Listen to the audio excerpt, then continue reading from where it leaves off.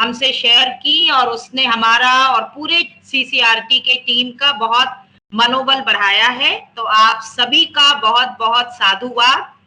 और आज सवेरे के सेशन में स्वाति सांब्याल मैम के साथ भी आप लोग जुड़े और उन्होंने बहुत ही आई ओपनिंग सेशन लिया, हमें सोलर एनर्जी से लेके बहुत छोटी छोटी चीजें बताई जो शायद टीचर्स के लिए चेंज एजेंट बनने का एक बहुत बड़ा मोटिवेशन उन्होंने दिया। एंड उसी के साथ हम आगे बढ़ते हैं अपने इस कार्यक्रम में। और I want to share with all of you the vision of empowering educators, which has been taken by our honorable chairperson, and under her guidance, the guiding principle for CCRT has been some of the profound thoughts shared by Dr. Kamla Chattopadhyay, the person who had envisaged, जिन्होंने इसकी परिकल्पना करी थी कि भारत में हमें एक centre for cultural research and training जैसी संस्था बनाने की जरूरत है। उन्होंने अपने व्यक्तित्व में ये लिखा है, it is a firm belief that unless there is equity between the creativity of the hand, the intellectual mind and the pulsating heart, a total human being would not be possible. और इसी की चर्चा आप लगातार कर रहे हैं। आप बुद्धिजीवी हैं, इंटेलेक्चुअल टीचर्स हैं, सब्जेक्ट नॉलेज रखते हैं। बहुत सुंदर शेयरिंग करी आप लोगों ने कि किस तरह से आपने आर्ट कल्चरल इनपुट्स को अपने स्कूलों के द्वारा बच्चों तक पहुंचा रहे हैं, किस तरह से हम बहुत तरह के इन्वायरमेंटल कंजर्वेशन के भी कार्यक्रम अपने अपने स्कूलों में कर रहे हैं। आप सभी को उसके लिए बहुत बहुत बधाई। And I am sure that all your sharing are making other teachers also get inspired. So right from Assam to Gujarat and right from Jammu and Kashmir to Telangana and Deep South, we are connecting with our purpose of teachers as ambassadors and facilitators of cultural education. And now we take you to a wonderful journey which is going to reach our head as well as our heart and inspire us right till our soul.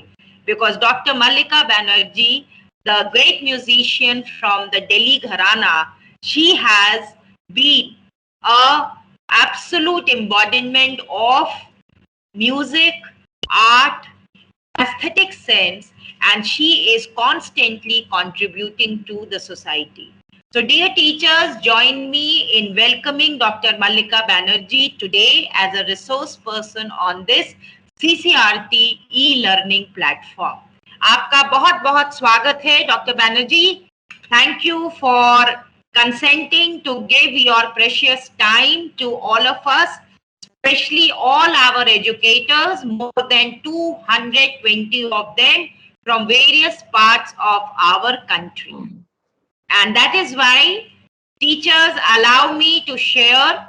Ma'am has a very, very illustrious career. Born in a family dedicated to music, Dr. Mallika Banerjee was initiated to Hindustani vocal classical music at an early age by her mother, Srimati Parul Banerjee, a well-known vocalist. Later, she became a personal disciple of Professor Krishna Bhisht, the eminent exponent of Delhi Gharana. Apart from Khayal, she is equally adept in light classical forms, which she has learnt under the guidance of her mother. Academically, Dr. Mallika Banerjee is a doctorate in music from the University of Delhi. Her area of research was music systems of the ancient world. Dr. Mallika Banerjee, who is going to be sharing her vast knowledge about music, and she would also demonstrate some salient aspects of Hindustani vocal music. She is a notable artist in the field of Hindustani classical music, and in recognition of her artistry, her mastery, she has been awarded by some very, very respected organizations. She was awarded the Young Talent Award by Sahitya Kala Parishad Delhi. She has also been awarded Surmani by Sur Singar Parishad Mumbai. She also has been felicitated by Nada Brahma Shiromani by Lok Kala Manch Delhi, Sangeet Bhushan by Society for Action Through Music Delhi, and Gunjan Samman by Swaranjali Delhi. These are just a few to add to the long list of her accomplishments. Dr. Mallika Banerjee is also, prior to where in IGNOU she is a professor, she has experience of working in All India Radio as program executive for 20 years. She is now working in IGNOU as one of the faculty member in the music department.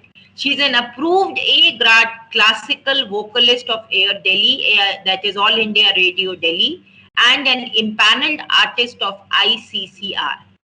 Apart from classical and light classical music, Dr. Mallika Banerjee is also proficient in Bengali, Rag Pradhan and Nazrul Geeti. I was trying to understand the immense work, dedication which she has for years, and I was extremely impressed because Dr. Mallika Banerjee is currently absolutely in time, contemporary, working on mental health and awareness, and she is conducting a lot of such programs to inspire our youth and give them a sense of direction using music. और जैसा कि आप में से बहुत जानते हैं, music is now being used a lot for therapy and empowering people to be able to find peace. So, dear teachers, let's give a very, very big hand and a very, very warm welcome to Dr. Mallika Banerjee, who has taken out her time to be with all of us today on 14th July, this auspicious morning. So welcome Dr. Mallika Banerjee with us. We are indeed honored to have you here, and we all are looking forward to your lecture deliberations and your wonderful performance. So welcome once again, ma'am, and over to you. We are all eager to listen to your melodious voice and share your vast wisdom. Dr. Banerjee and Ma'am Saloni, I wish to add and inform to you that this year we are celebrating at 75th anniversary of our Indian Independence Day. Indian Independence, I would request to Dr. Banerjee also, ma'am, during concluding session, we can have something about dedication to this day, specific day of celebration. So participants also, I would request you go through the program. Some of performances we are having in this program are dedicated to Bharat Ka Amrit Mahotsav that we are celebrating this year. CCRT is also celebrating. We all are part of this program. So I would request Dr. Banerjee, we can have in concluding session some of the program dedicated to this celebration, ma'am. Thank you. And we are very happy to have you here in the CCRT program. Welcome you, ma'am. Over to you. Thank you. Thank you, Saloni ma'am. नमस्कार sir, please check सब ठीक है. नमस्कार और धन्यवाद CCRT को, सलोनी जी को और आपको भी सर मेरी इंट्रोडक्शन बताने के लिए. आज मुझे नहीं मालूम कि whether you are getting proper resolution of my camera, because on my laptop I am finding a bit of low resolution, whereas I was just attending my official meeting through Google Meet and it was quite correct. I don't know whether this is a problem of team or the number of participants maybe is also the reason. नमस्कार आप सभी को. सबसे पहले मैं आपको ये तो आप लोगों ने सुन ही लिया कि आप संगीत के बारे में सुनना चाहते हैं नहीं? You are going to listen to a deliberation on Indian classical music. Now, to the subject. By chance, you people are all subject teachers, and nobody is here. I think those who are related to music or any art forms. I'm just guessing because most of the time, whenever I have happened to be there in CCRT for any lecture, I have found that people who are subject teachers have joined the most, and I have seldom found any music teacher or any art teacher there. तो मुझे लगता है कि कहीं subject teachers के पास में संगीत का जो महत्व है वो काफी हद तक कम ही रहता है, और अक्सर ही स्कूल्स में भी इसकी जो महत्व है वो केवल एक सुबह के प्रेयर के रूप में या किसी कार्यक्रम, एनुअल डे हुआ या ऐसा कुछ हुआ तो उसमें एक बहुत ही जरूरी इवेंट के रूप में ही उसको देखा जाता है, उतनी ही बस उसकी जो प्रयोजन लगता है मोस्टली सभी को। लेकिन एक कहावत बहुत एप्ट है कि कहते हैं ना कि संगीत के बिना इंसान बिल्कुल वैसा ही है जैसे कि पशु जिसके पास में सींग नहीं है और पूंछ नहीं है, इंसान बिल्कुल वैसा ही हो जाता है, क्योंकि एक केवल प्राणी जगत में मनुष्य में ही ये क्षमताएं हैं कि वो संगीत या किसी और कला के माध्यम से अपने आप को एक्सप्रेस कर सके। क्या मैं इसमें जो व्यू है वो चेंज कर सकती हूँ?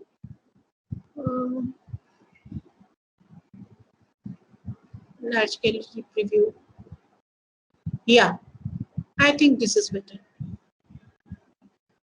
So मुझे मतलब हम सभी जानते हैं कि ये जो कला का जो एक क्षेत्र है वो केवल मनुष्य के साथ ही है। प्राणी जगत में हर प्राणी को कला का आशीर्वाद नहीं मिला हुआ, हर प्राणी केवल अपने प्रयोजन में ही शब्द करते हैं, वो कोई साहित्य नहीं लिखते, वो कोई गाना नहीं गाते, वो कोई आर्ट फॉर्म की रचना नहीं करते, उनके अंदर एस्थेटिक सेंस जितना भी है वो केवल अपना जो घरौंदा बनाते हैं उसके ही अंदर होता है, और उस घरौंदे में भी जितने की जरूरत रहती है उतने में ही वो संतुष्ट रहते हैं।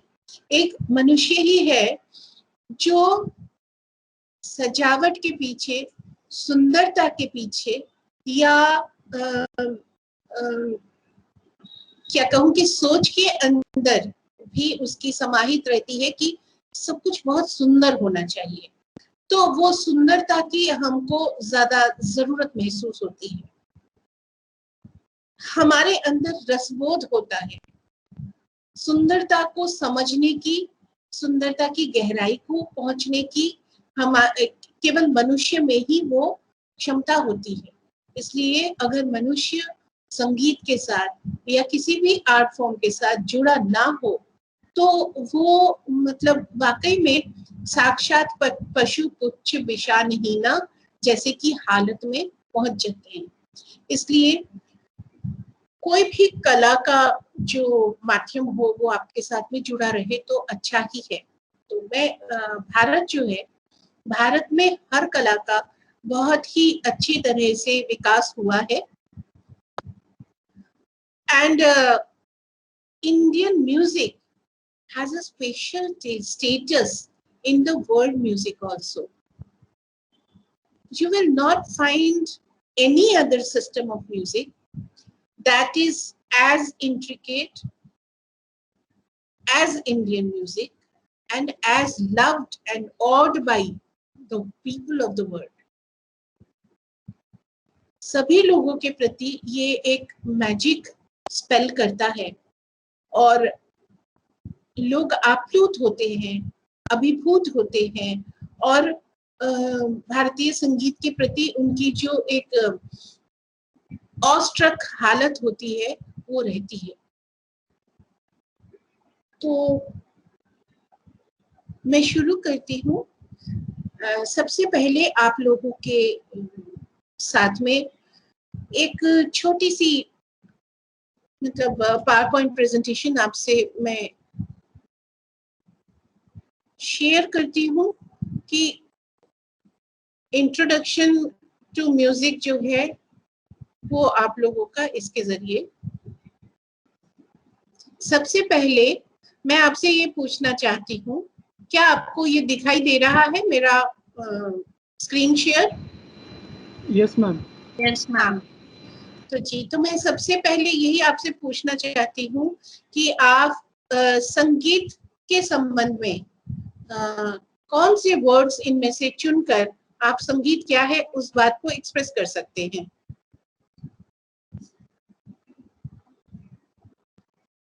स्टडी, संगीत क्या चीज है जिसके साथ you can associate with music? Study, sound, words, read, sports, cards, gaming, cooking, listening, harsh, cacophony, pleasing, soothing.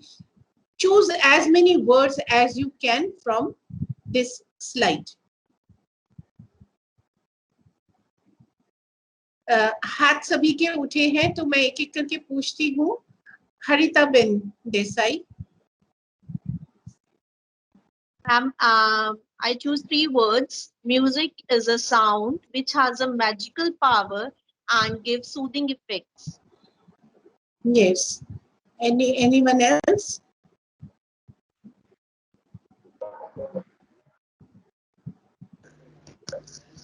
Ma'am, namaskar.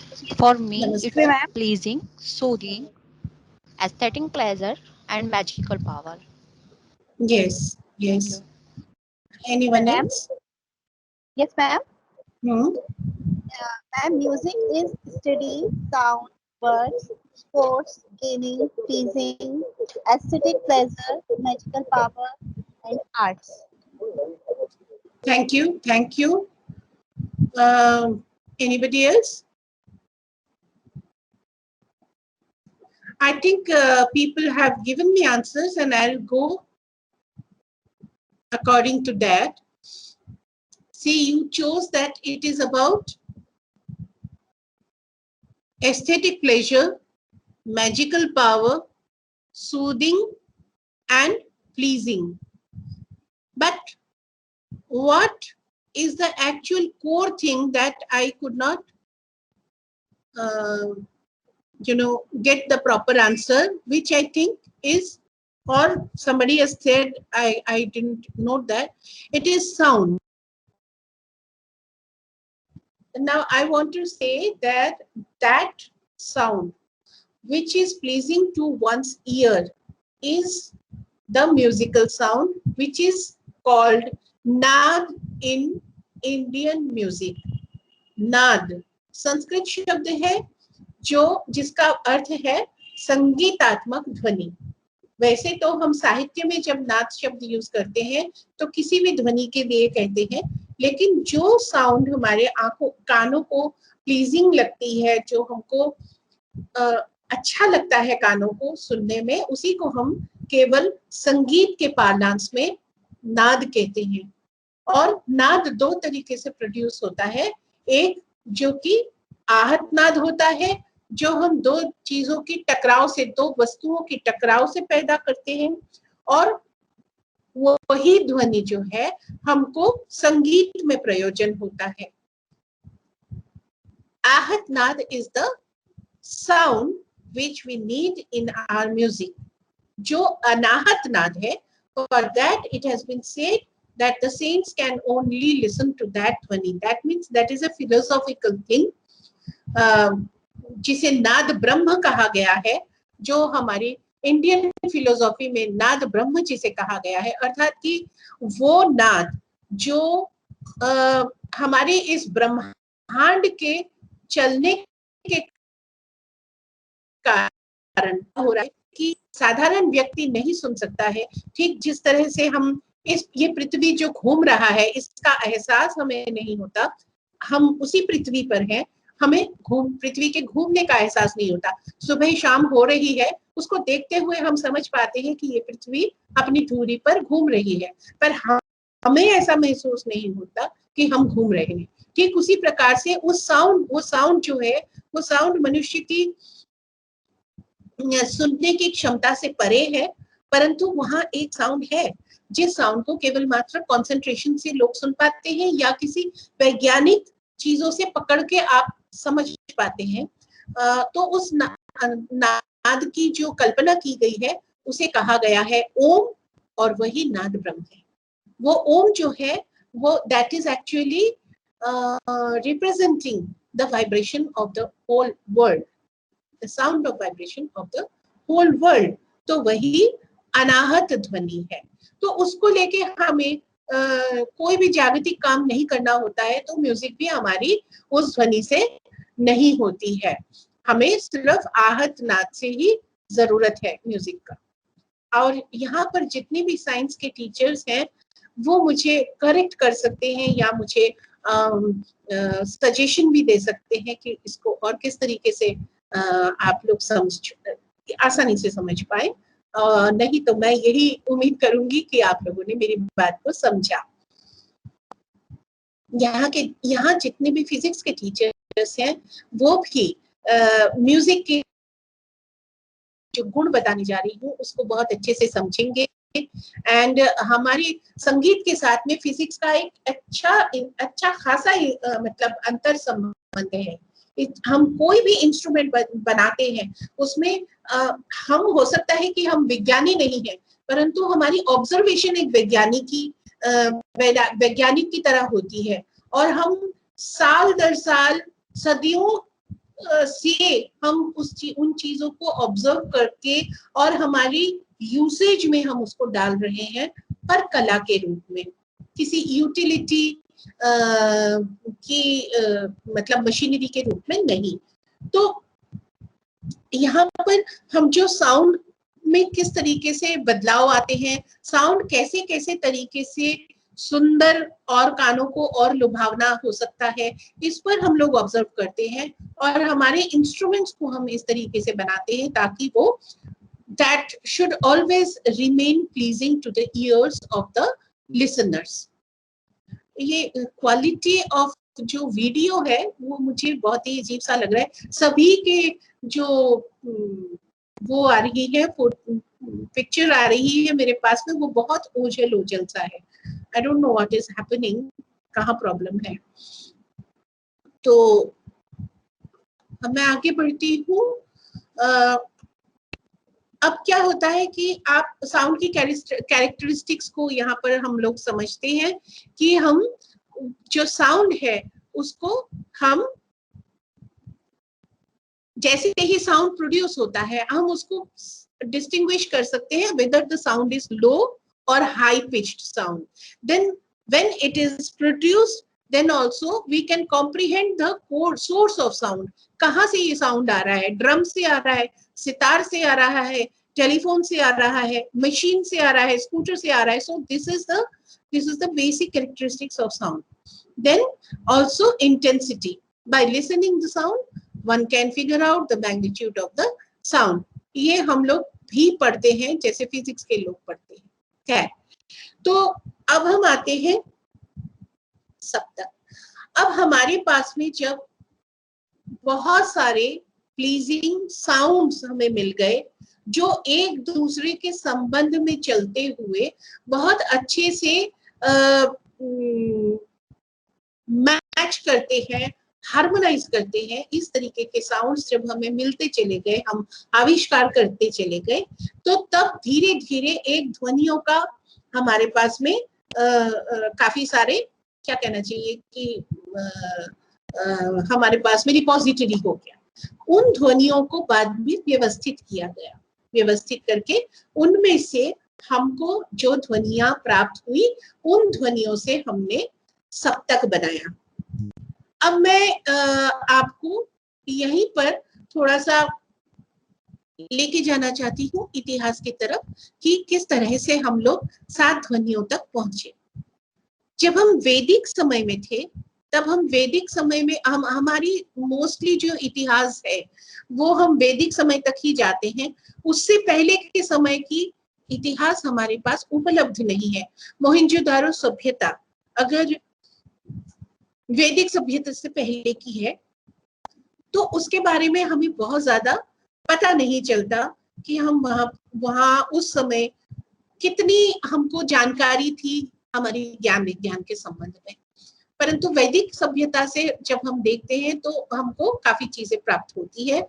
तो उसी जानकारी के तहत हम बता सकते हैं कि जब हम वेद पढ़ते थे तो वेद पढ़ते हुए वैदिक जो सोसाइटी थी वहां पर जो प्रयोजन महसूस हुआ वो था कि हम लोग मतलब जो ऋषि या मुनि थे जिन लोगों ने अपने ऑब्जर्वेशन को सॉलिडिफाई किया, कोडिफाई किया मंत्र के नाम से या स्तोत्र के नाम से, तो तब उन स्तोत्रों को, उन मंत्रों को, उस अनुभव को, जिस अनुभव को उन्होंने कोडिफाई किया वो एक ऐसी जानकारी थी जो वो अपने अगले जेनरेशन को बता के जाना चाहते थे। तो तब उन्होंने जो अपनी ऑब्जर्वेशंस थी उसको कोडिफाई करके स्तोत्र का रूप दिया और इस प्रकार से उन स्टीयर्स को या उन फिलोसोफर्स को, उन सेंट्स को जो अनुभव प्राप्त हुए उसके बाद में उन लोगों ने जो अपना जो ज्ञान का जो निचोड़ है वो जिस प्रकार से उन्होंने रखा तो उसको अगले जेनरेशन को दे जाने के लिए उन्होंने गुरु शिष्य परंपरा से, ओरल वे ऑफ ट्रांसमिशन से उन लोगों ने अपने नेक्स्ट जेनरेशन को दिया। अब ओरल वे ऑफ ट्रांसमिशन से जब हम कोई चीज किसी को समझाते हैं, बताते हैं तो हमें कुछ टूल्स की जरूरत पड़ती है ताकि वो चीज आसानी से याद हो जाए। आज भी इस समय भी हमारे पास बहुत टूल्स होने के बावजूद भी हम कई चीजें प्राचीन तरीके से ही करते हैं। जैसे कि अगर हमें कविता याद करानी हो या कभी पहाड़े याद कराने हो तो हम सुर में याद कराते हैं। 2 एकम 2, 2 दूनी 4, ये जो हमारा जो धुन बन गया और ये धुन जो है हमें मतलब हम जब अपने नेक्स्ट जनरेशन को पढ़ाते हैं ना तब भी हम 2 एकम 2, 2 दूनी 4 नहीं बोलेंगे, हम वही तरीके से बोलेंगे क्योंकि हमें वही तरीका याद हो गया। तो देखिए कि म्यूजिक का कॉग्निशन के साथ में किस तरीके से संबंध है कि आपकी जो कॉग्निटिव माइंड है, आपके ब्रेन के अंदर का जो हिस्सा है जो कॉग्निशन का काम करता है उसके साथ म्यूजिक का एक बहुत अच्छा अंतर संबंध है। इसलिए इस चीज को उन्होंने ऑब्जर्व किया। उस समय में ऑब्जर्व करने का समय भी था लोगों के पास, तो वो ऑब्जर्वेशंस उन्होंने फिर प्रैक्टिकली अपने शिक्षा के लिए अप्लाई किया। तो बच्चों को जब वो अगली जेनरेशन को जब वो स्तोत्र, वो श्लोक पढ़ाते चले गए तो उन्होंने उन धुनों में पिरो के अपनी जो शिक्षाएं हैं वो ट्रांसमिट करते गए थ्रू ओरल ट्रांसमिशन। ऐसे में क्या होता है, हम बिल्कुल शुरू के समय में वैदिक स्टेज की जब शुरुआत का समय है तब हम देखते हैं कि वो जो जिस प्रकार से ऋचाओं को सिखा रहे हैं उसमें केवल एक ही स्वर का इस्तेमाल किया जा रहा है। उस एक स्वर पे, पाठ पे उन्होंने नाम रखा आर्चिक। ऋचा, ऋचा से आर्चिक। तो आर्चिक गान जो था वो एक स्वर गान था। जैसे मैं एक श्लोक का यहाँ पर वो लेती हूँ उदाहरण। सोच लीजिए कि हम पूर्णमदः पूर्णमिदं कह रहे हैं तो पूर्णमिदं पूर्णमदः न, पूर्णमिदं पूर्णमदः पूर्णात् पूर्णमुदच्यते पूर्णस्य पूर्णमादाय पूर्णमेवावशिष्यते।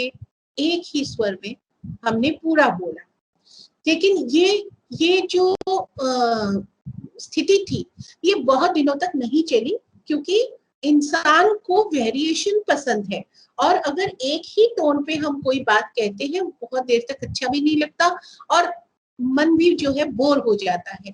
तो तब हम क्या करते हैं, हम फिर 2 स्वर का इजाद करते हैं और अंततोगत्वा 3 स्वर का इजाद करते हैं। जब 2 स्वर का गान हुआ तो उसे कहा गया गाथिक, और जब हमको 3 स्वर का प्राप्ति हो गई तो हम 3 स्वर में जब हम ऋचाओं को गाने लगे तब हमने कहा सामिक।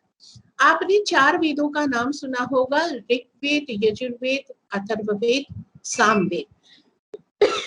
लेकिन वास्तविक रूप में हमारे पास 4 वेद नहीं है, केवल 3 ही वेद है। जो सामवेद है वो ऋग्वेद की ऋचाओं का ही गायन का रूप है। उसमें केवल जो स्वरांकन है, जो स्वरलिपि है, उसको योग मतलब उसको जोड़ा गया, और उसको जोड़ने के वजह से उसको साम वेद कहा गया। तो साम जो वेद है वो हमारी संगीत की जो डेवलपमेंट है उसकी दृष्टि से बहुत ही इम्पोर्टेंट एक वेद है।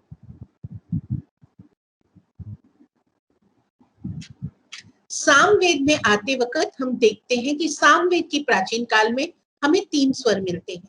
तो ये 3 स्वर क्या थे? इन 3 स्वरों का नाम था उदात्त, अनुदात्त, स्वरित।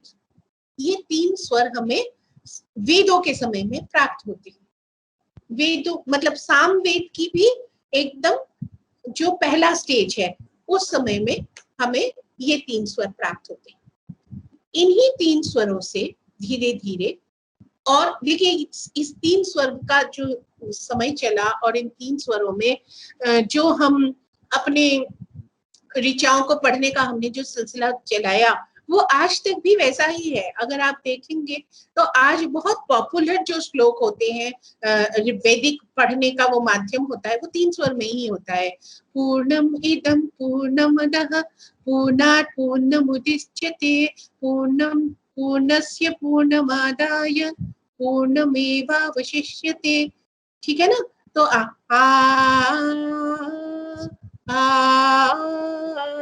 ये 3 पिच हमें मिल रहा है।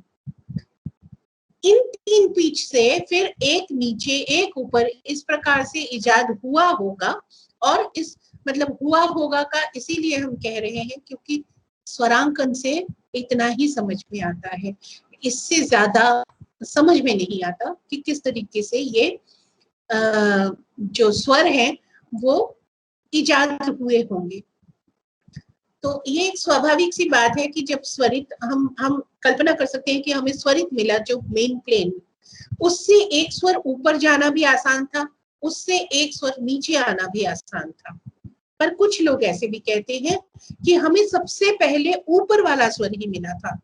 कुछ विद्वानों का ये मत है कि हमको एकदम ऊपर वाला स्वर ही पहले मिला था, क्योंकि हमें उच्च स्वर से अगले दूर तक अपने स्टूडेंट्स को पढ़ाते वक्त हमें सबसे ऊंची स्वर की ही आवाज की जरूरत पड़ती है और वो दूरगामी भी होती है।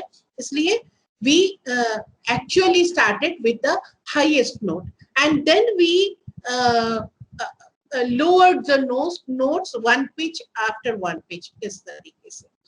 So whatever may have been, but from these 3 notes we got 5 notes and later we got 7 notes. Now 7 notes का जो पता था उसका वैदिक समय में इन notes का नाम था, the name of the notes at the time of Vedic stage is are Krushta, Pratham, Dvitiya, Tritiya, Chaturtha, Mandra, Atiswar. These are the 7 Vedic notes which we had during the Vedic period.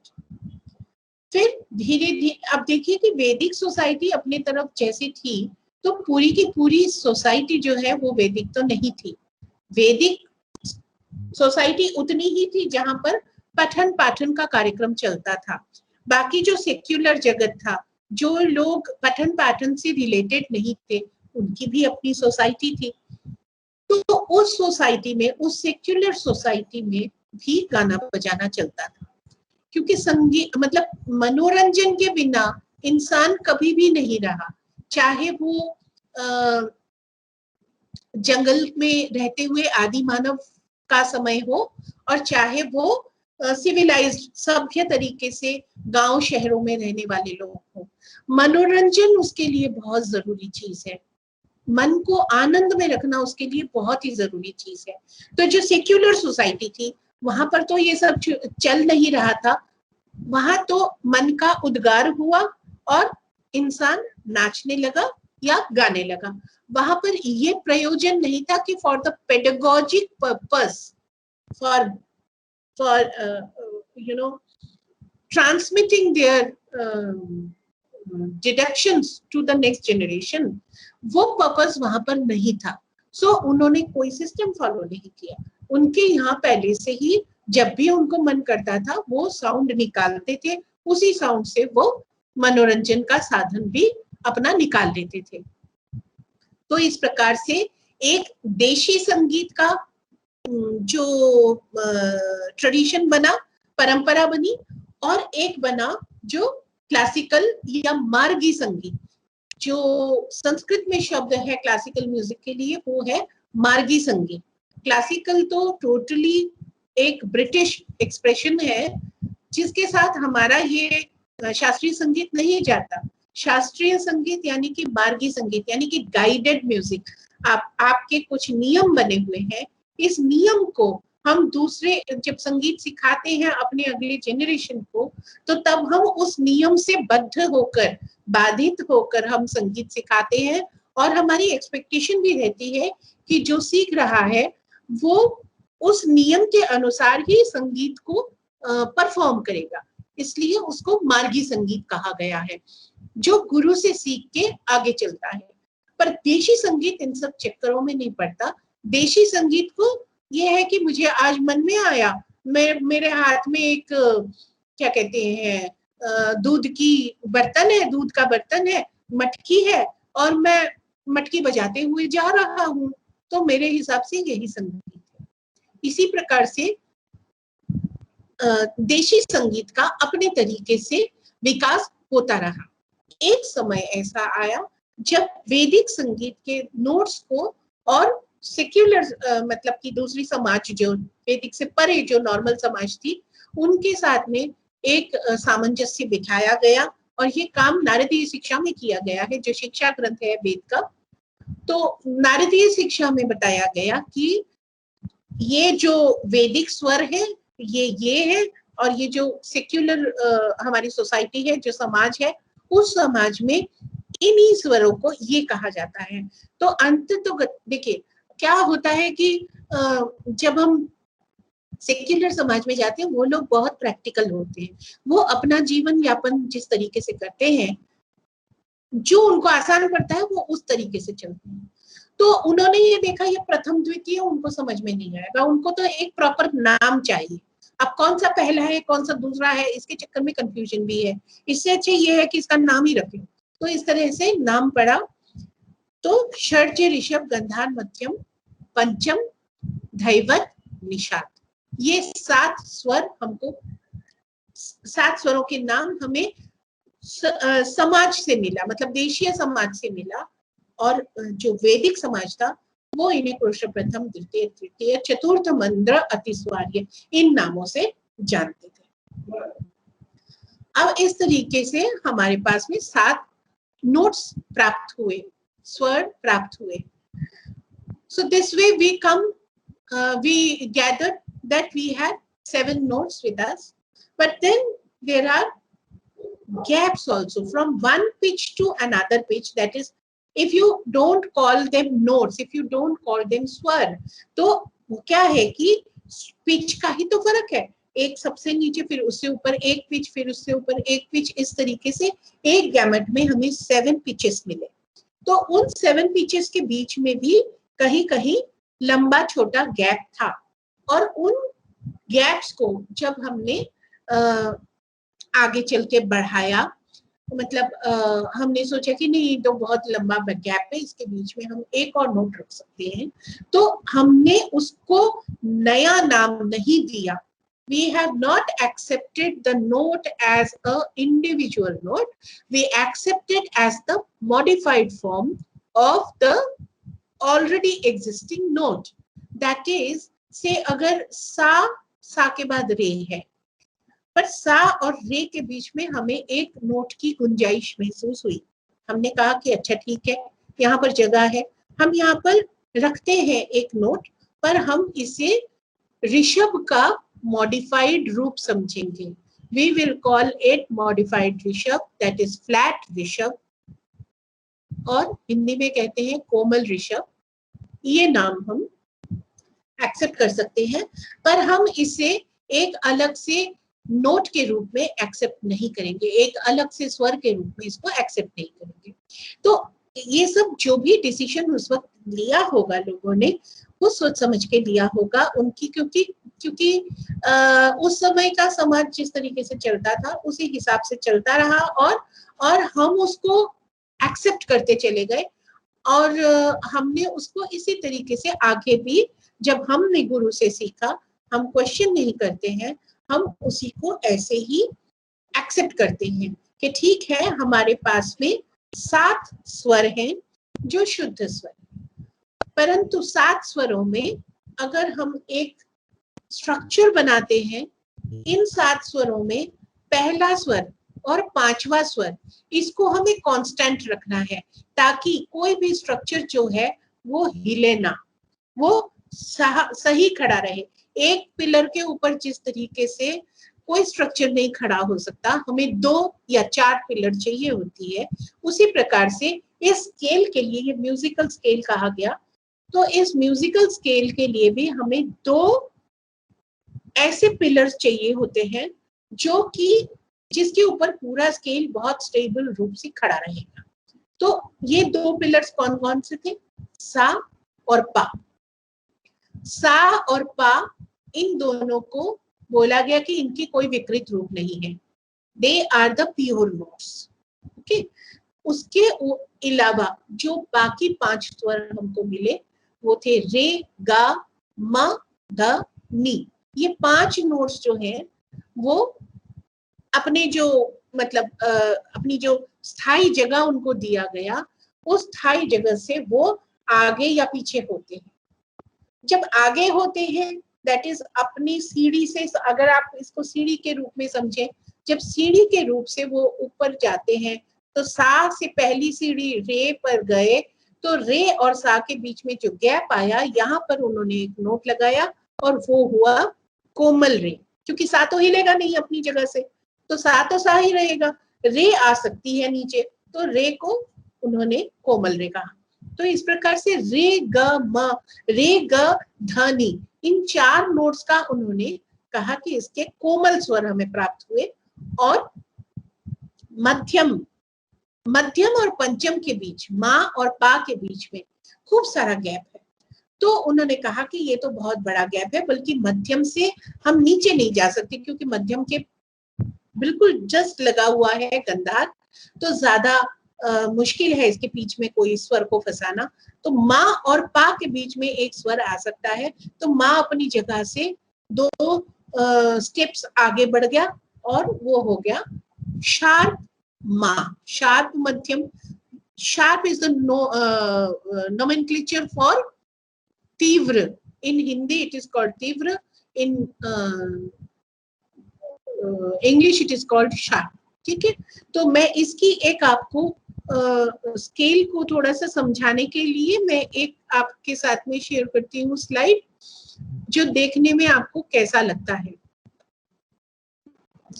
अब देखिए, आपको दिख रहा है?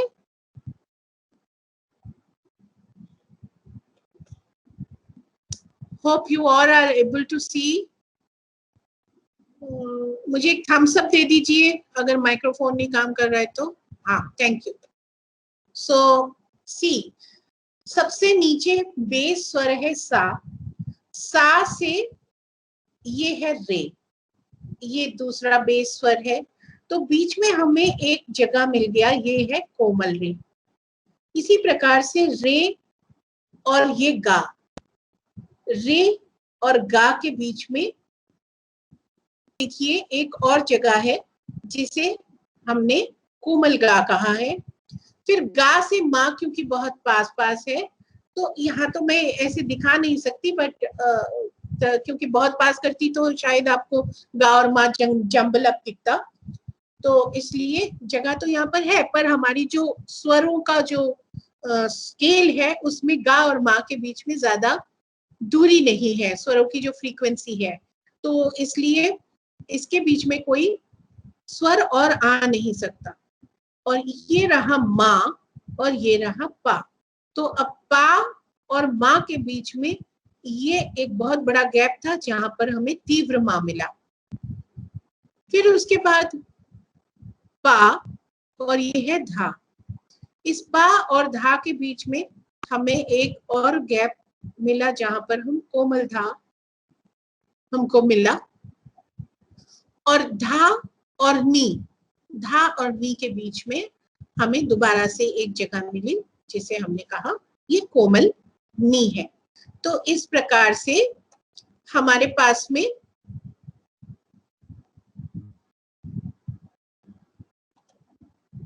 सात शुद्ध यानी कि प्योर नोट्स मिले और उसके साथ में 5 हमें मॉडिफाइड नोट मिले जिन्हें हम हिंदी में विकृत कहते हैं, संस्कृत में भी विकृत कहते हैं। विकृत स्वरों में भी 2 प्रकार है, एक है जो अपने स्थान से नीचे चले आते हैं तो उसे हम कहते हैं कोमल स्वर, और दूसरा प्रकार है जो अपने स्थान से ऊपर की तरफ जाता है तो उसे हम कहते हैं तीव्र स्वर। तीव्र स्वर में हमारे पास में केवल एक नोट है, केवल एक स्वर है जिसे हम कहते हैं माँ, और रे ग ध नी, ये जो 4 स्वर हैं इनके विकृत रूप को हम कोमल रे, कोमल गा, कोमल धा और कोमल नी कहते हैं। नी और सा के बीच में फिर से कोई गैप नहीं है इतना खास कि जिसमें कि हम एक और स्वर फंसाएं। तो इस तरीके से हमारे पास में 12 स्वर हुए और 12 स्वर में हमने देखा कि हम बहुत कुछ कर सकते हैं। हमारे पास में डिफरेंट स्केल्स हुए, हम लोगों ने डिफरेंट तरीके से मेलोडीज प्राप्त हमें होने लगे। लेकिन जब हम हमारे पास में बहुत मेलोडीज इकट्ठे हो गए तो तब फिर लोगों ने सोचा कि हमें जो है इसको व्यवस्थित करना चाहिए।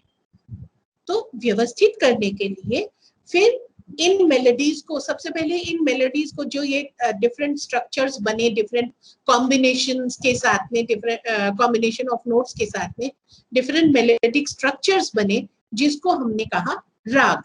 ये राग शब्द क्या है? राग बहुत ही यूनिक चीज है जो हमारी इंडियन म्यूजिक में ही केवल उपलब्ध है।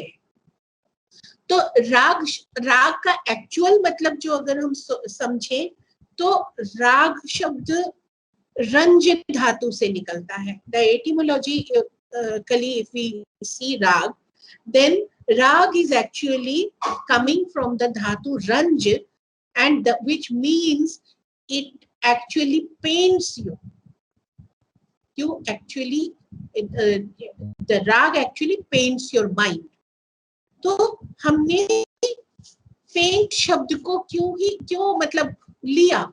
हम नहीं ले सकते थे, हम कुछ और म्यूजिकल शब्द ही लग सकते थे, लेकिन शास्त्रकारों ने ये देखा कि जब संगीत होता है और वो जब हमारे मन को अच्छा लगता है तो हमारे मन का जो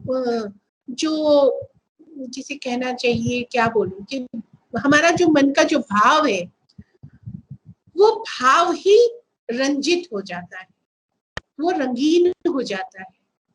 संगीत को सुन के हमारे मन का भाव रंगीन हो जाता है, हमें अच्छा लगता है, और हमको अच्छा लगने के कारण हमारा मन का भाव रंगीन हो जाता है, जिस कारण से इसे हमें राग शब्द कहा गया। जैसे कि सोच लीजिए, राग शब्द का हम इस्तेमाल करते हैं कि अस्तराग। अस्तराग शब्द आपने सुना होगा, सूर्यास्त से जुड़ा हुआ है। अस्तराग से रंजित आसमान, आकाश। तो हम जब ये बात कहते हैं तो अस्तराग से रंजित आकाश, राग शब्द तो है ही है, और रंज शब्द भी है, जो यानी कि रंजित शब्द जो है रंगीन। साधारण शब्दों में कहे तो डूबते हुए सूरज के रंग से रंगा हुआ आसमान, ये शब्द हम इस्तेमाल करते हैं। तो उसी प्रकार से हम जब संगीत से हमारा जो भाव आकाश है वो रंगीन हो जाता है, तब हम उसे राग कहते हैं। तो राग शब्द जब इस्तेमाल होने लगा, एक प्रॉपर मेलोडिक स्ट्रक्चर उसको दिया जाने लगा, क्या कहना चाहिए कि रागों को। तो हमारे पास में बहुत सारे रागों की जो है संख्या बढ़ गई, क्योंकि कल्पना तो ये, जैसे आप देखिए कि केवल 26 ही लेटर्स हैं इसमें इंग्लिश में अल्फाबेट्स में, या केवल 48 अल्फाबेट्स ही हैं जो कि हिंदी के अल्फाबेट्स हैं, लेकिन उससे हम कितना साहित्य रचते हैं। मतलब साहित्य की संख्या की कोई कमी नहीं है, और वो रामायण काल से, वेदों के काल से और आज तक हम उन्हीं 48 अल्फाबेट से जाने कितने साहित्य रच चुके हैं। ठीक उसी प्रकार से हमारे पास ये जो 7 स्वर है और 7 + 5 12 स्वर जो मिले हमको, ये संगीत के अल्फाबेट्स हैं, और इनके डिफरेंट कॉम्बिनेशन से, परम्यूटेशन से हमें जो मेलोडिक स्ट्रक्चर्स मिले वो सब राग बनते गए, और वो इतनी संख्या में बढ़ते चले गए धीरे धीरे। जब हमें उसका शास्त्र समझ में आने लगा, फॉर्मूला समझ में आने लगा, तब हम अपने तरीके से रागों को तैयार करने लगे। तो इस प्रकार से हमें जो राग मिलते चले गए, उसको व्यवस्थित करने के लिए कई सारी चीजों को जो है हमने करने की कोशिश की। राग वर्गीकरण प्रणाली जो है वो हमारी प्राचीन काल से ही चली आ रही है। प्राचीन काल में ग्राम राग, उपराग, रागांग, भाषांग करके बहुत सारे 10 प्रकार के रागों का वर्ग था। फिर उसके बाद ये हुआ कि नहीं, हम रागों को वर्गीकृत करेंगे तो किसके अंदर वर्गीकृत करेंगे? राग रागिनी पद्धति के अंदर, जिसमें मेन राग 6 होंगे। उसके किसी ने कहा कि 6 रागों की 6 रागिनियां, और राग और रागिनी से उपजे हुए रागों को पुत्र राग, पुत्र वधु राग, इस तरीके से कहा जाए। फिर उसके बाद में उनको लगा नहीं, ये बहुत ही अजीब सा लग रहा है, राग रागिनी पुत्र वधु, ये तो समा ही नहीं रहा हमारे पास में, इतने राग हैं।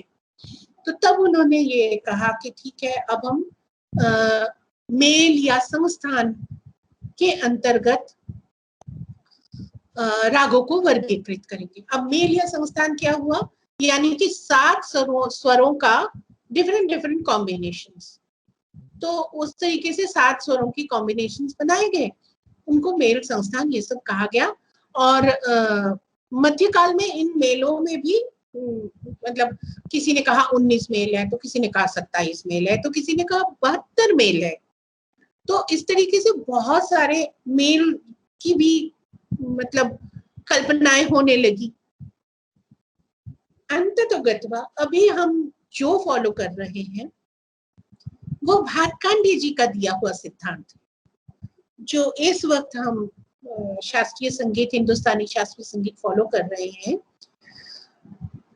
वो हमारा उसका जो थ्योरी पोर्शन है वो हमारे भातखंडे जी की देन है। तो भातखंडे जी ने एक प्रकार से स्वरों के आधार पर 10 थाटों को आप मेल भी कहते हैं संस्कृत में, तो थाटों की व्यवस्था को उन्होंने जो है स्वीकार किया, थाट व्यवस्था बनाई। उसमें प्रॉपरली किस प्रकार से जो है राग स्वर इनकॉर्पोरेट किए जाएंगे, उसके बारे में भी एक पूरा टेबल उन्होंने बनाया, और उन्होंने कहा ये 10 थाट है, इन 10 थाटों के स्वर जिन जिन रागों में इसी प्रकार से लगाए जाएंगे, उन रागों को इन 10 थाटों में के अंतर्गत रखा जाएगा। तो वो मैं आपसे शेयर करती हूँ एक बार को, मैं वो बहुत ही छोटा सा वो भी एक प्रेजेंटेशन है। अब आपको दिख रहा होगा एक थम्स अप दीजिएगा दिख रहा हो तो। Thank you. ये देखिए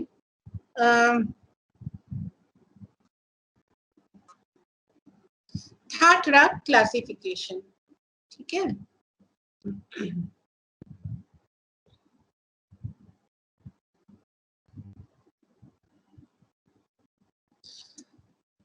थाट क्या है?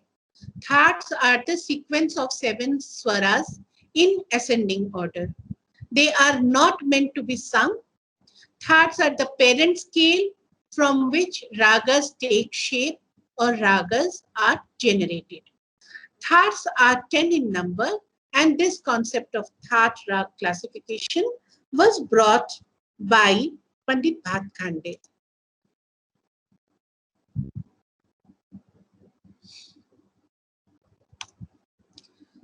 आप देखिए कि एज द नंबर ऑफ, मैंने जो मैंने कहा वही यहाँ पर लिखा हुआ है, तो इसको मैं दोबारा नहीं दोहरा रही।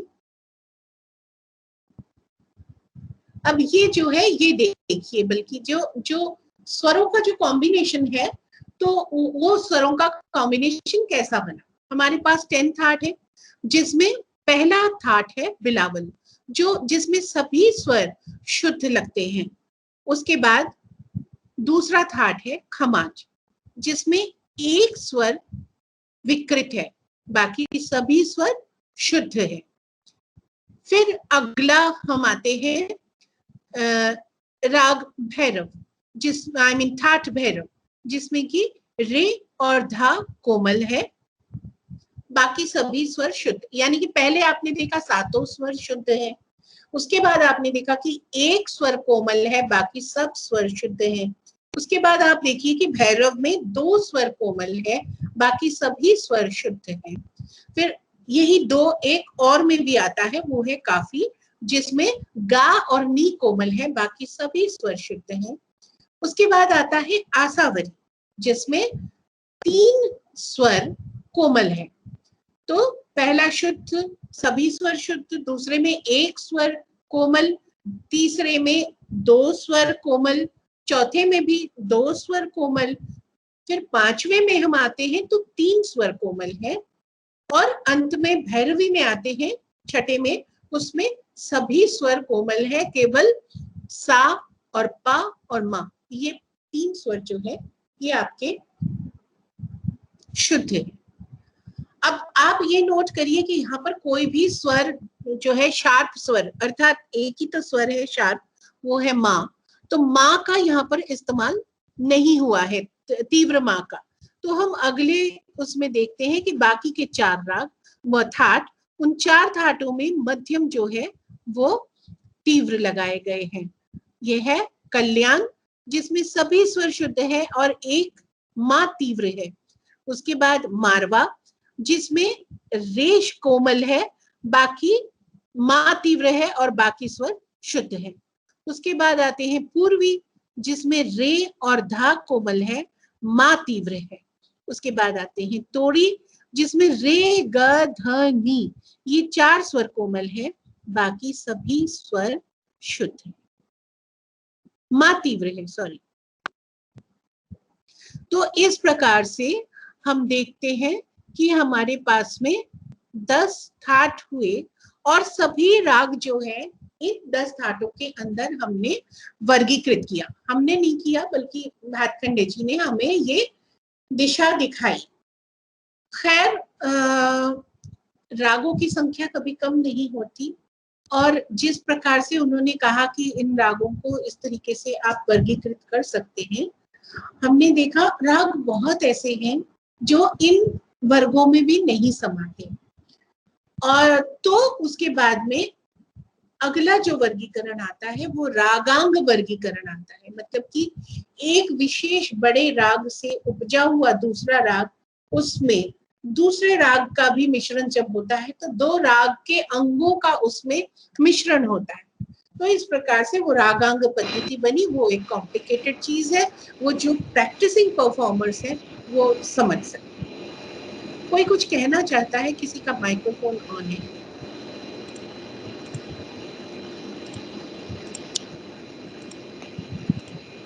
कोई कुछ कहना चाहता है? टीचर्स अनम्यूट कीजिए।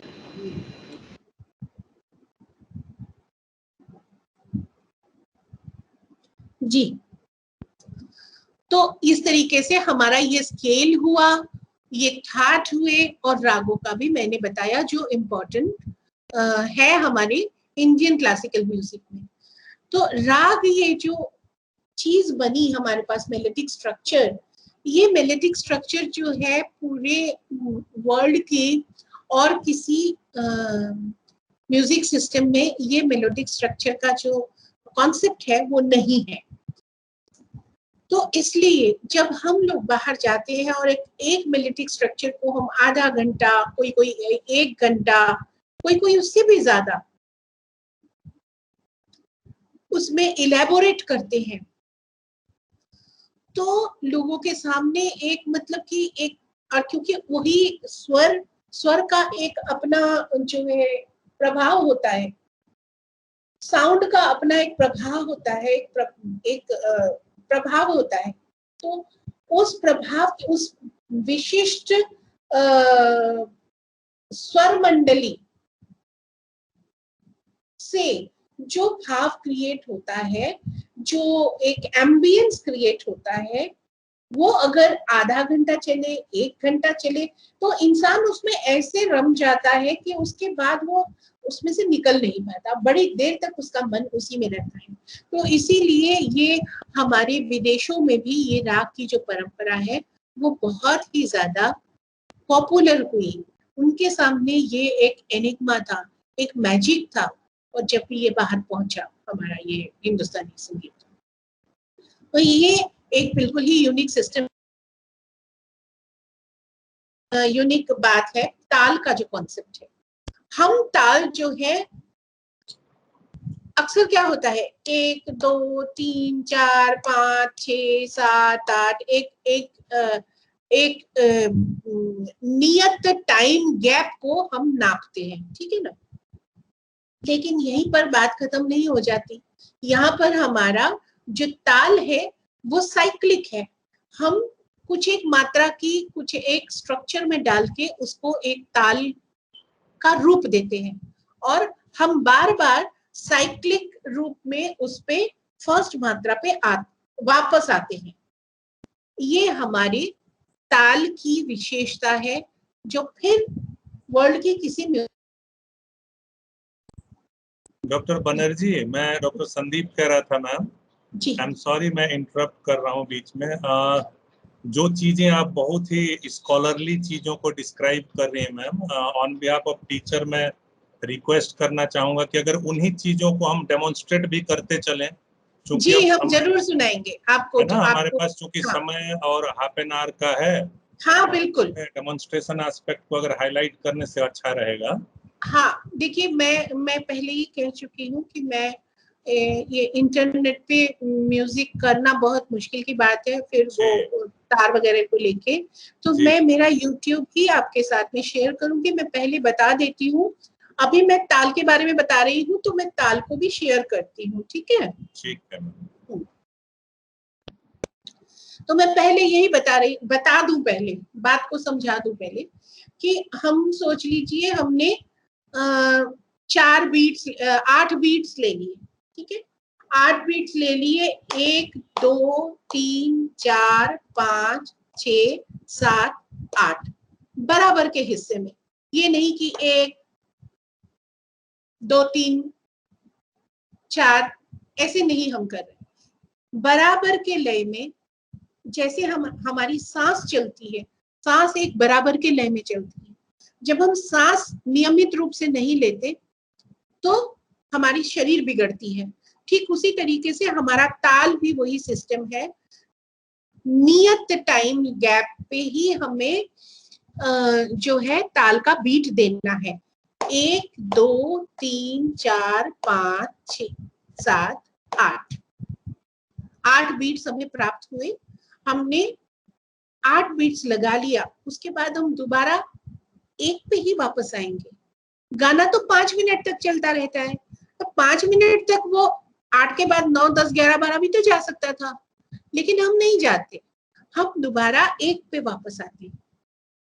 तो 5 मिनट तक जब हम गाना गाते चले जाएंगे तो वो जो तबला बजेगा यानी कि जो ताल बजेगा वो 1 2 3 4 5 6 7 8, फिर 1 2 3 4 5 6 7 8, फिर 1 2, इस प्रकार से हम वापस आते जाएंगे। तो मैं ताल का ठेका भी बता देती हूँ आपको। जैसे सोच लीजिए 8 मात्रे में कहरबा ताल लगता है, तो उसका जो शब्द है, जो बोल है, वो क्या होता है? धा गे ना ती न क धी ना। मैंने 2 ही ताल लगाया। हम लोगों का ये है कि क्योंकि एक स्ट्रक्चर होता है तो 8 जो हमें सिलेबल्स मिल गए, इन 8 सिलेबल्स को हम 2 विभाग में बांटते हैं। पहले विभाग में 4, दूसरे विभाग में 4। पहले विभाग के 4 के मात्रे की पहली मात्रे पर ही ताली लगेगी और दूसरे विभाग के 4 जो क्लस्टर है उसके पहले मात्रे पर खाली लगेगी। ताली का खाली का इसीलिए हिसाब रखा गया ताकि हम दोबारा से 1 में आ सके। अगर सारों में ही ताली लगेगी तो हमें पता नहीं चलेगा कि साइकिल कब खत्म हुआ।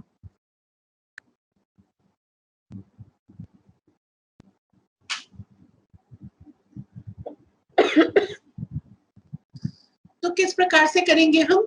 धा गे ना ती न क धी ना। ओके, तो मैं आपको इसको तबले को एक बार दिखाती हूँ, शेयर करती हूँ आपको।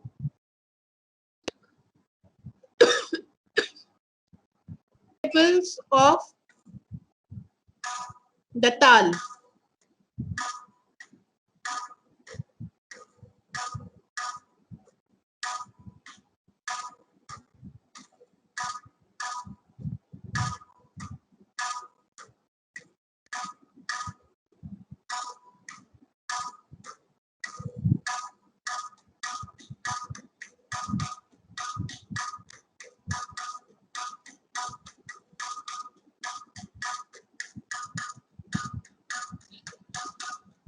So that is it.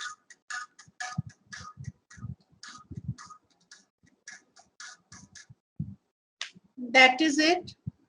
तो मैं क्या रंजन जी आपको मेरा YouTube का कनेक्शन आपको भेज दूं क्या WhatsApp के जरिए?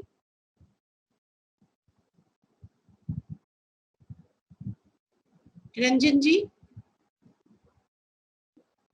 क्योंकि मैं आगे जो थोड़े से मेलोडिक जो मैं वो देना चाहती हूँ डेमोन्स्ट्रेशन, वो मेरा YouTube का ही देना चाहती हूँ। और YouTube क्यों नहीं बज रहा मुझे समझ में नहीं आया बिल्कुल भी। These problems I don't come across with Zoom or Google Meet, but I heard that Team is a better thing. Ranjay देख लो, वैसे तो हमारे यहाँ कंटिन्यू हम लोग करते रहे तो अच्छा ही रहा अभी तक का, बट प्लीज आप चेक करें और रिज्यूम करें। हाँ रंजय, आपको मैम फीडबैक दे रहे होंगे तो काइंडली देख लीजिए। चूंकि अब समय ज्यादा नहीं रहेगा हमारे पास में, पर 20 मिनट अराउंड टाइम है, तो आप जब डील कर लेंगे उसके बाद एक बार तो इंटरेक्टिव सेशन भी होगा ना। मैं चाह रही हूँ कि जब तक ये हम लोग व्हाट्सएप आई मीन यूट्यूब का प्रॉब्लम सॉल्व करें तब तक हम लोग इंटरेक्शन कर लें इन बिटवीन। मैं उनको जो है ये मेरा यूट्यूब लिंक भेज देती हूँ सो दैट फिर मैं वो वहां से चला लेंगे रणजय जी। ठीक है आप बल्कि टीचर्स के लिए फोरम खोल दीजिए ताकि हम लोग बातचीत कर सकें। रंजय, टीचर्स को अनम्यूट कर दें और कुछ हैंड्स रेज्ड हैं, वो कुछ बात करना भी चाहते हैं। जैसे एक नाम है कावेरी नंदा जी असम से, और 4 लोगों का है, तो उनको अनम्यूट कर दें, वो मैम से बातें करें, शेयर करें। काफी Teachers डिटेल अपना में आपको मैम unmute बनर्जी ने कीजिए। कंटेंट शेयर किया है, बातें किया म्यूजिक में ताल और सुर के बारे में, तो वो सब विषय में टीचर्स बातें करें मैम से।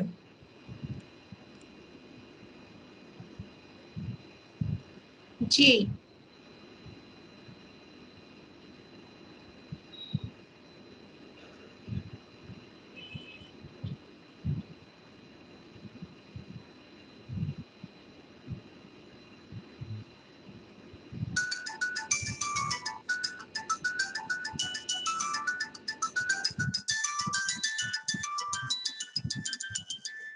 जिनने हैंड रेज किया है वो अनम्यूट करें प्लीज। रंजय हेल्प करें camera. Teachers, you can unmute yourself and ask. Is my camera on? हाँ, okay. Hello. Yes, ma'am. Hello, now am I it's on. audible? Yes, yes. Hello, ma'am. Am I Kaveri. audible?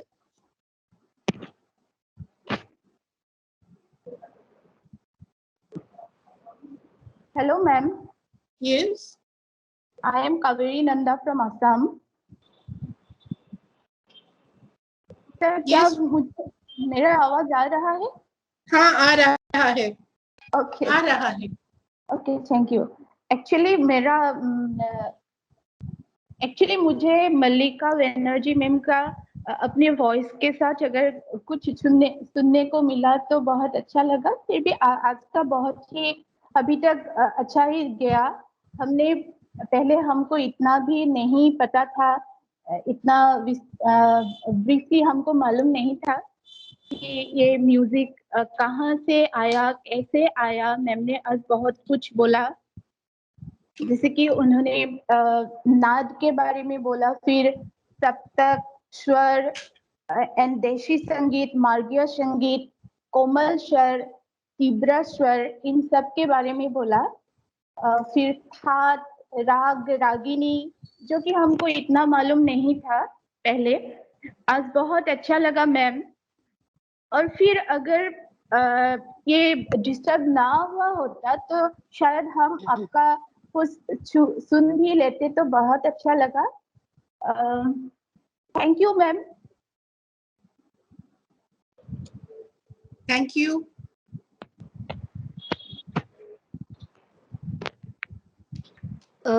Good afternoon, ma'am. Yes. I am Sudeshna Chatterjee from Yes. Chandigarh, ma'am. Yes. Ma'am, मैं एक चीज आपसे जानना चाह रही थी। आजकल हमें सब्जेक्ट इंटीग्रेशन पे जोर दिया जा रहा है, जी। तो मैं एक्चुअली मैम कुछ टॉपिक्स हैं, जैसे अगर हम लोग जूनियर लेवल की बात करें, उनको राइम्स के थ्रू, है ना, जो कि म्यूजिकल होता है, जी।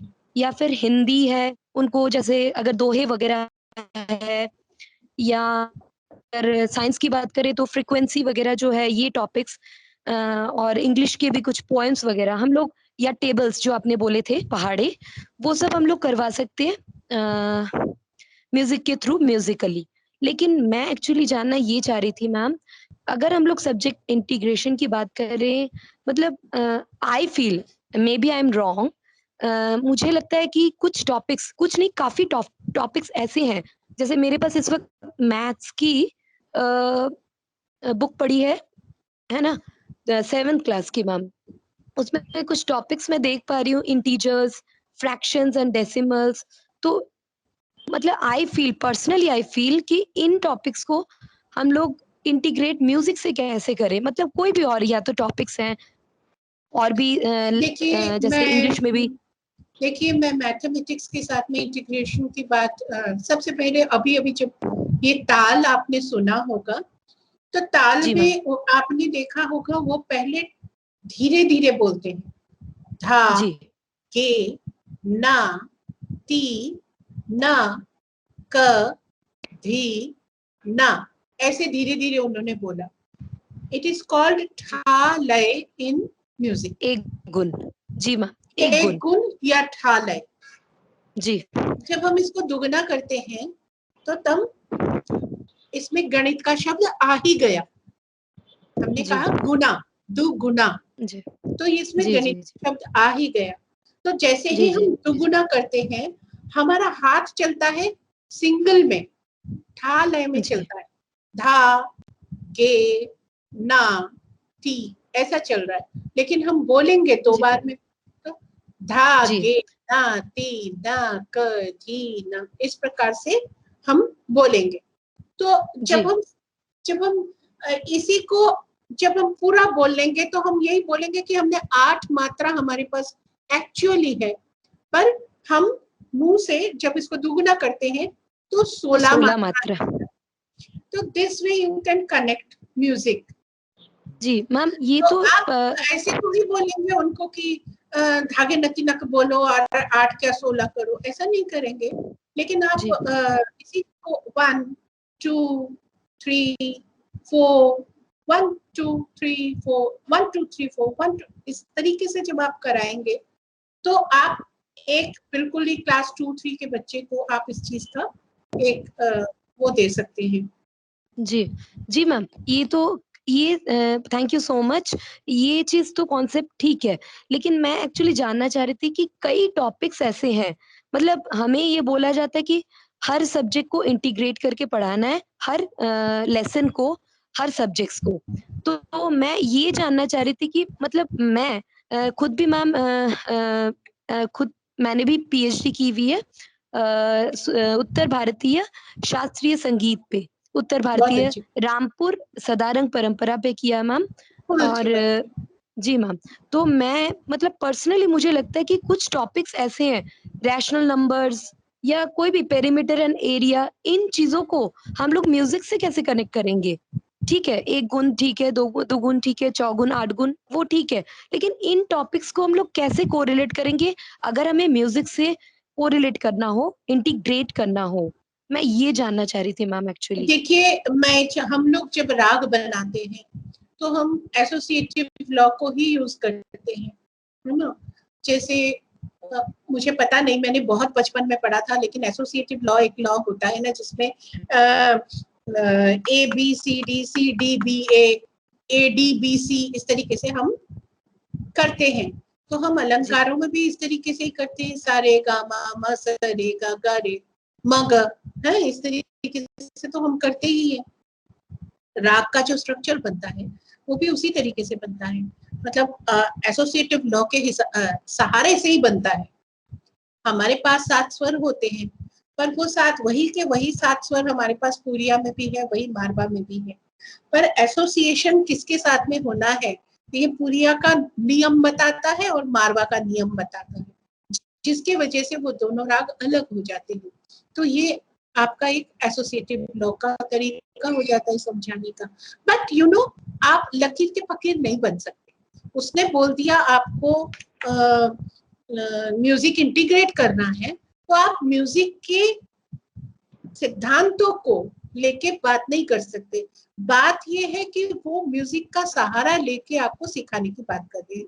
जैसे पहाड़ा सिखाते वक्त आप म्यूजिक के सिद्धांतों को अप्लाई नहीं कर रहे, आप सिर्फ उसके कॉग्निटिव लेवल को, हाँ, कॉग्निटिव लेवल को आपने टच किया है थ्रू म्यूजिक, जी, ताकि उसको वो चीज याद हो जाए। तो जो याद करने की चीजें हैं वो अगर धुन में पिरो दी जाए तो वो याद हो जाती है।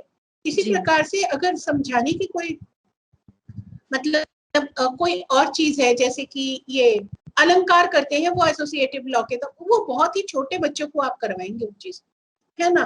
तो पर जब आप बड़ों में बात को समझाएंगे तो आपका तो तरीका डिफरेंट होना पड़ेगा। उसमें राग संगीत की बात नहीं है कहीं पर भी, उसमें आपको संगीत के जरिए उस सब्जेक्ट मैटर को सहज गम्य बनाने के लिए करना पड़ेगा आपको। और केवल संगीत को थोड़ी ना लगाना है, उन्होंने कहा है हर तरीके की चीजों को इस्तेमाल कीजिए, जिसमें आर्ट भी है और जिसमें आपका थिएटर आर्ट भी है, विजुअल आर्ट भी है। आपने पेरीमीटर्स कहा, तो पेरीमीटर्स को तो आप जो है विजुअल आर्ट के इसमें ही समझा सकते हैं, प्लेन में। जी, जी, जी। इसी प्रकार से कई एक चीजें हैं। और जब आप फिजिक्स में जाते हैं तो तब आप म्यूजिक का इस्तेमाल कर सकते हैं, क्योंकि फ्रीक्वेंसी और music physics is very much related to each other.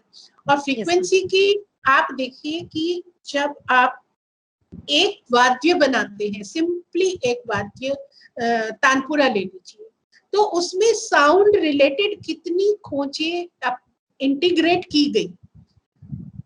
वो लंगोट क्यों लंगोट में ही उसी जगह पर लगा जाना चाहिए, क्यों लौकी का वही साइज होना चाहिए, क्यों लौकी के गूंज की, मतलब वो ऑब्जर्वेशंस है, वो बैठे बैठे वहां पर मैथमेटिक्स नहीं कर रहा है, उसका वो ऑब्जर्वेशन है। लेकिन हम अगर विज्ञान में उसको लेके आते हैं तो हम उसके ऑब्जर्वेशन को एक सिद्धांत का सहारा दे सकते हैं कि उसने ये जो किया है उसके पीछे सिद्धांत ये है। तो वो लौकी का क्यों शेप ऐसा ही होना चाहिए, वो लौकी का जो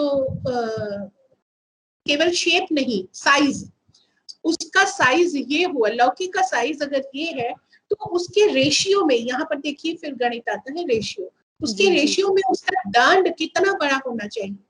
अगर बड़ा तुम्बा है तो उसका जो दांड है वो अगर छोटा रहेगा तो डिसबैलेंस्ड हुआ, और अगर ज्यादा बड़ा दांड है और लौकी छोटा हुआ तो साउंड में फर्क आएगा।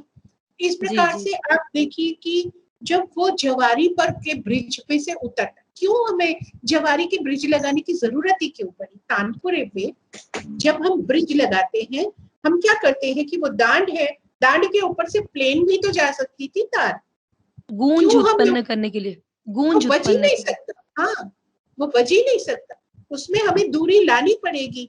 वो तार को दांड के साथ अगर लगा चिपका रह जाएगा तो हम कैसे उसको छेड़ेंगे, छेड़ने की जगह नहीं है, तो हमें उसपे एक ब्रिज दूरी बनाने के लिए लगानी पड़ेगी। फिर जब दूरी बढ़ गई, उसके ऊपर से जब तार गुजर रहा है तो भी हमारे को गूंज बढ़ाने के लिए उसमें जवारी, तो कितना साउंड का ऑब्जर्वेशन उस बंदे ने किया होगा। एक बंदे ने तो किया नहीं, सालों दर साल से इसमें इजाफे होते रहे हैं और धीरे धीरे आज का विकसित रूप हमें प्राप्त हो रहा है।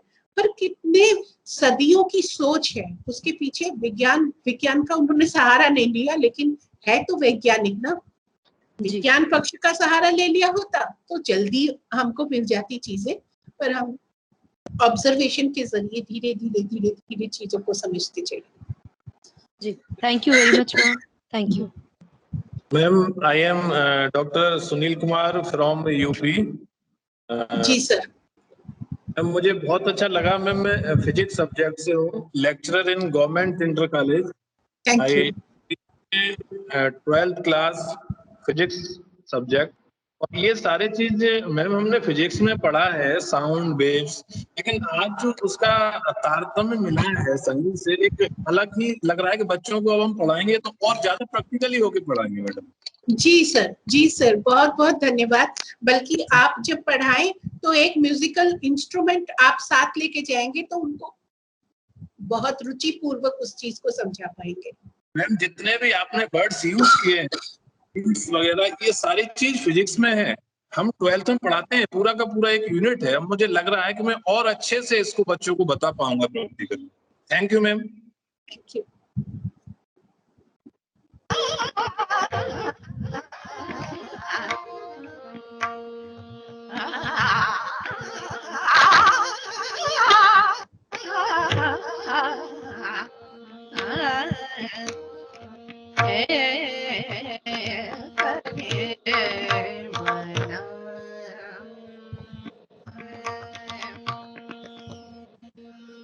बोल रे बाबे बोल रे बाबे बोल रे बाबे।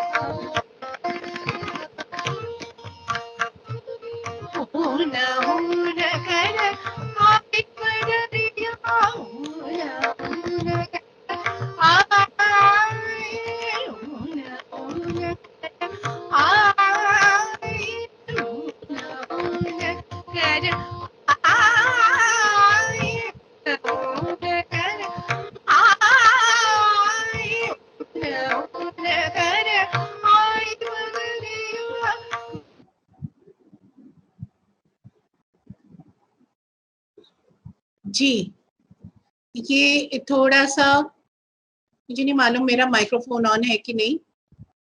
Is it on? ओके। ये थोड़ा सा मैं आपको एक्सर्ट्स बताना चाह रही थी क्योंकि गाने बजाने का इस बार कुछ मामला हुआ नहीं और समहाउ मेरे ख्याल से नेट नहीं ले पा रहा होगा इतना लोड। तो ये मियां की मल्हार का एक एक्सर्ट था। मियां की मल्हार बरसात के समय में गाया बजाया जाता है। इस समय में मियां की मल्हार चल रहा है, बरसात चल रही है, तो इसकी वजह से मैंने मियां की मल्हार को बजाने के लिए रिक्वेस्ट किया।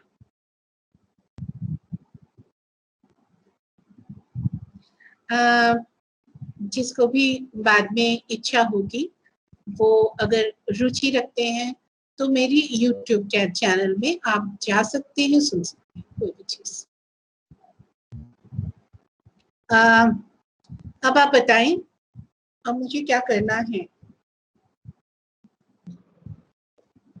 टीचर्स में क्वेरीज कंटिन्यू है। कुछ टीचर्स बात करना चाहते हैं मैम। हाँ प्लीज बात करिए, बात करिए।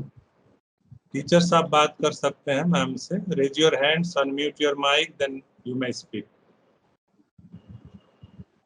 Teachers, you can raise your hand. Mute yourself.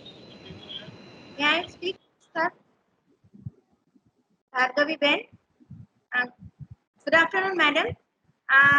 मैं आपसे पूछना चाहती हूँ, हम जब बच्चों को प्रेयर सिखाते हैं तो उनके वोकल मतलब गाने का स्टाइल एकदम जैसे एकदम ठीक के गाते हैं। जब हम समूह में प्रार्थना करते हैं तो उनको ये गाने की तरह समझाने के लिए या उनके गले को स्मूदन करने के लिए हम ऐसी कोई वोकल एक्सरसाइज या ऐसा कुछ करा सकते हैं जिससे वो मीठी और सुरीली आवाज में गा सके। देखिए सबसे पहले जैसे हर सब्जेक्ट के लिए हमें थोड़ा बहुत एक्सरसाइज करना पड़ता है बेस बनाने के लिए, ऐसे ही म्यूजिक के लिए ही करना पड़ता है। पर आपके क्या होता है, स्कूल की जो माहौल होता है, स्कूल के माहौल में इतना समय आप संगीत के प्रति दे नहीं पाते हैं। तो एक काम कर सकते हैं कि क्लास में शुरू होने के बाद सा लगाने का रोज प्रैक्टिस करवा सकते हैं। केवल सा बोलिए, सा, और उनको पहले ही कहिए कि जितनी सांस हो उतनी सांस लंबी खींच ले, खींच के और उसके बाद सांस छोड़ते हुए सा बोले, तो उनके गले की मसल्स जो हैं वो भी तैयार होती है, वो स्टेडी करता है आवाज को। और साथ ही साथ उनसे ये भी कहेंगे कि हमें चीखना भी नहीं है और बहुत धीरे भी नहीं। जैसे आप अपने बगल वाले बच्चे के साथ में जिस वॉइस में बात करते हैं उसी वॉइस में बात कीजिए, उसी वॉइस में सा बोलिए, ज्यादा जोर से नहीं। और जब हमें चाहिए कि भाई, हम अक्सर बच्चों को क्यों कहते हैं कि जोर से गाओ, जोर से गाओ, उसका कारण ये है कि हम एक्चुअली चाहते हैं कि एनर्जी आए और उस एनर्जी का रिफ्लेक्शन हो म्यूजिक में, ताकि सामने वाला बंदा जो है वो बोर ना हो जाए। मतलब वो सोता हुआ गाएगा तो सामने वाला बंदा भी सोता हुआ ही सुनेगा, बोर हो जाएगा, माइंड स्विच ऑफ कर देगा।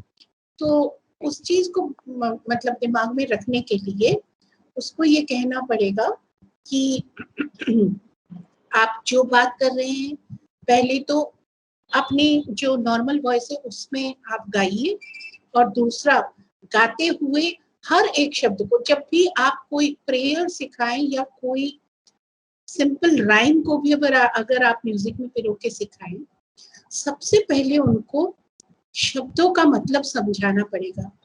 हमारे अक्सर जो राइम्स बने हुए हैं वो आज से 100 साल के पुराना भाषा में बना हुआ है, कम से कम 100 साल पुराने भाषा में बने हुए। आज की जो कॉन्टेम्पोरेरी भाषा है वो इतनी बदल चुकी है कि बच्चा उसके साथ में रिलेट नहीं कर पाता। अब आप कहेंगे कि जमुना पुल्लिन पर, बंसी तट पर, ये सब भाषा किसको समझ में आएगा? जब वो MA BA में जाएगा, हिंदी भाषा की साहित्य को पढ़ेगा तब वो समझेगा। पर हम उसको गाना जब सुना रहे हैं, सिखा रहे हैं, तो बच्चा 2-3 क्लास 2 में, क्लास 3 में पढ़ रहा है। हम कहे वैष्णव जन तो तैने कही एक पेट पढ़ाई जाने रहे, उसको तो आप शब्दशः याद दिलवा रहे हैं, पर आप उसको समझा कहाँ रहे हैं? वैष्णव शब्द का अर्थ क्या है, पीड़ शब्द का अर्थ क्या है, आगे भी जो शब्द आते हैं, क्योंकि वैसे भी वो गुजराती भाषा में है, क्या शब्द। और तो और सोच लीजिए, हम जब जन गण मन सिखाते हैं, हमें ही नहीं पता होता है कि शब्द क्या है। उच्छल जलधि तरंग, पर हम क्या कहते हैं? उच्छल जलधि तरंग। कहाँ काटा हमने? जलधित अलग जगह पे और बोल रंग, रहे हैं। तो रंग कहीं और चला गया और जलधित कहीं और चला गया, माने का बिल्कुल उटपटा हो गया। उच्छल जलधि यानी कि समुद्र की जो वेव्स हैं वो इतने उच्छल हैं, और तरंग भी वेव्स हैं। उच्छल जलधि माने समुद्र, तो उच्छल जलधि तरंग का पर हम कहते हैं उच्छल जलधि तरंग। तो इस तरीके से हम जब अपने जो नेशनल एंथम है उसके ही एक एक शब्द को खुद समझे और फिर बच्चे को समझाए, तो उसको शब्दों से अजनबीपन नहीं लगेगा। और जैसे ही वो शब्दों से अपने आप को रिलेट कर पाएगा तो वो एनर्जी से गाएगा, और तभी वो प्रेजेंटेबल भी हो जाएगा। तो इसलिए वो प्रेयर में जाके उसको चिल्लाना नहीं पड़ेगा, वो अपने आप ही एनर्जी से गाएगा। Thank you ma'am. Doctor Banerjee ने जो प्रेजेंटेशन दिया वो बहुत डिस्क्रिप्टिव था। डिसिप्लिन्स जो म्यूजिक में है उसको मैम ने बहुत डिटेल में एजुकेशनल वे में बताया। चूंकि टीचर्स को बता रहे हैं तो डेफिनेटली एजुकेशनल वे में हमें प्रेजेंट करना है। मैम ने बहुत डिटेल जानकारी दी, और मैं जो रिक्वेस्ट करने वाला हूँ वो सेम टॉपिक में मैम आ भी गई अभी बात करते करते। मैम मैं फिर से रिपीट कर रहा हूँ, and fortunately out of these participants many of teachers they are saying, ma'am Sudeshna is saying from Chandigarh that she is PhD in music. Then another participant from ma'am Joshi from Gujarat, she was also saying she is Visarad in music. तो मुझे लगता है इन 200 लोगों में music के भी काफी लोग हैं, और बनर्जी मैम हैं हमारे साथ में। तो उनके मार्गदर्शन में जो हम भारत का अमृत महोत्सव जो हमारा देश पूरा हम लोग मना रहे हैं देश में, फिर से मैं निवेदन करूंगा कि प्रोग्राम का जो हम एंड करें वो एक एस्थेटिक्स के साथ करें, और हमारे देश के भारत का अमृत महोत्सव को सेलिब्रेशन के रूप में करें। We are privileged that Ma'am Banerjee is with us, and many of participants from music background they are with us. और मैम अभी जन गण की बात हमारे नेशनल एंथम की कर रही थी, तो कोई राष्ट्रीय देशभक्ति के गाने मैम अगर हम ले लें किसी अच्छे रागा में, और आप हमें इसको गा के हम आपको फॉलो करें तो काफी अच्छा लगेगा आज के कंक्लूजन के लिए। So that is my request, ma'am. मैं आप लोगों को कहना चाहती हूँ कि आप सभी मेरे साथ वंदे मातरम गाइए। वंदे मातरम जो है वो देश राग में निबद्ध है, उसका राग भी देश है, और क्योंकि जनगण मन के लिए हमें खड़ा होना पड़ेगा। ये कैमरा का जो परवर ने लिया है उसको सब बिगड़ जाएगा। तो इससे अच्छा ये है कि हम वंदे मातरम गाते हैं। उम्मीद है आप सभी को शब्द इसके आते होंगे।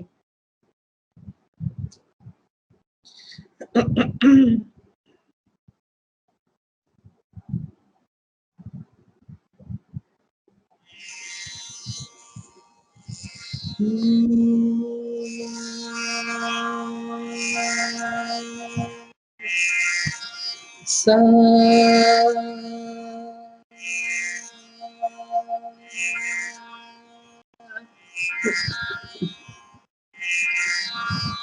वंदे मातरम वंदे मातरम सुजलां सुफलां मलयज शीतलां शस्य श्यामलां मातरं वन्दे मातरम् शुभ्रज्योत्स्नां पुलकितयामिनीं फुल्लकुसुमित द्रुमदलशोभिनीं सुहासिनीं सुमधुरभाषिणीं सुखदां वरदां मातरं Vande Mataram Vande Mataram Vande Mataram.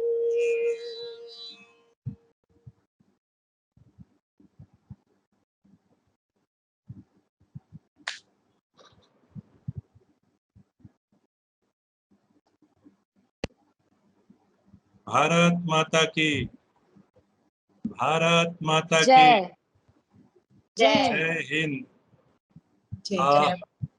It was excellent presentation, ma'am, and there was interactive session also. आपने बहुत अच्छे से हमारे टीचर्स को रिप्लाई किया सारे क्वेश्चंस का, और आपके प्रेजेंटेशन के लिए सारे इंफॉर्मेशन जो हमें दिए टीचर्स को दिए उसके लिए CCRT की तरफ से और सभी टीचर्स की तरफ से हम आपका बहुत सारा आभार धन्यवाद करते हैं। और कल हम नए शेड्यूल के साथ फिर मिलेंगे, जिसमें सर्वधर्म प्रार्थना 9:30 में शार्प मिलेंगे। नेक्स्ट राजभाषा नीति और role of puppet in education, again वो प्रोग्राम हमारे 75th anniversary of Indian independence को डेडिकेटेड होगा। मैम बनर्जी का फिर से हमारे तरफ से धन्यवाद और सभी पार्टिसिपेंट्स का भी धन्यवाद। टिल देन सब्बा खैर, अपना ध्यान रखें। धन्यवाद। Thank you everyone. Thank you.